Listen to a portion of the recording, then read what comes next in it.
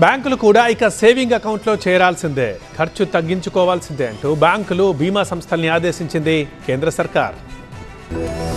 పొదుపు పొదుపు పొదుపు ఇప్పుడంతటా ఇదే టాపిక్. పొదుపుపై హైదరాబాద్ వేదికగా ప్రధాని మోదీ ఇచ్చిన పిలుపు అన్ని రంగాల్లో రిఫ్లెక్ట్ అవుతోంది. ముఖ్యంగా ఇంధనం పొదుపుపై రెస్పాన్స్ ఓ రేంజ్ కు వెళ్ళింది. మోదీ స్ఫూర్తిగా అన్ని రాష్ట్రాలు కాన్వాయ్ల్లో పొదుపు పాటిస్తున్నాయి. ప్రజలు కూడా ఎలక్ట్రిక్ వెహికల్స్ కు ప్రాధాన్యతనిస్తున్నారు.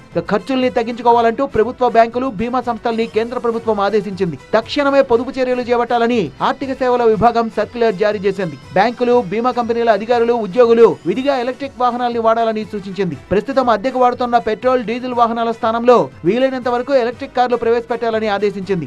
ఉన్నతాధికారులు విదేశీ పర్యటనల్ని తగ్గించుకోవాలని, సాధ్యమైనంత వరకు వర్చువల్ గానే హాజరు కావాలని పేర్కొంది. వీలైనంత వరకు ఆన్లైన్ మీటింగ్లే నిర్వహించాలని, ఆఫ్లైన్ మీటింగ్లతో డబ్బులు దుబారా చేయొద్దని అలర్ట్ చేసింది. ఐటీ రంగం లాంటి తరహాలో వర్క్ ఫ్రం హోం విధానాన్ని అమలు చేయాలని సూచించింది. ఫ్యూచర్ బ్యాంకింగ్ సేఫ్ గా ఉండాలంటే ఇలాంటి సేవింగ్స్ ఎంతో అవసరం. ప్రభుత్వ సంస్థల్లో ఆర్థిక క్రమశిక్షణ, పర్యావరణ హితం కోసమే ఈ నిర్ణయమని కేంద్రం స్పష్టం చేసింది. రాబోయే రోజుల్లో ఆర్థిక భారం నుంచి గట్టెక్కాలంటే పొదుపే మార్గం.